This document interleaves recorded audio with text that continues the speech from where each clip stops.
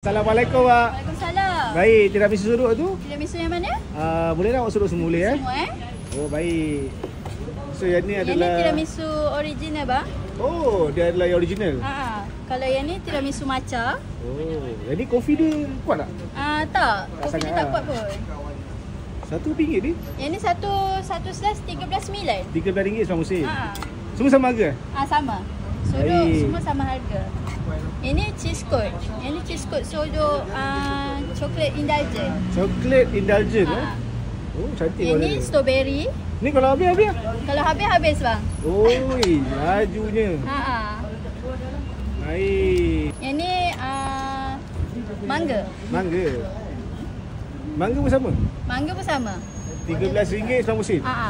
Deco stick. Ha? Deco stick ni kita ada 10 jenis. Yang ni adalah cake stick. Cake stick. Oh, bolehlah awak ambil mampat lah. Semua Dia mana 4 jenis ke ada banyak kat dalam? Kita ada 10. Ada lagi 6 kat dalam. Yang ni bisko. Bisko. Kelabok bisko. Kelabok bisko. Lepas tu yang ni matcha. Oh, memang guna coklat kelabok semua Memang kita pakai original matcha. kelabok. Baik. Ini matcha. Satu batang RM1 ni? Satu batang RM10 je. Semua sama harga? Sama harga. Yang ni blueberry. Awak saya nak minta tengok dalam boleh? Ni kek apa sebenarnya? Dalam dia macam ni. Oh, dia crunchy ya? Dia crunchy kat luar, dalam dia cheese. Oh, dia adalah kek macam kek span tu kan? Awak buka pukul apa ni? Buka pukul 9 pagi hingga 7 petang. Buka setiap hari. Cuti ada?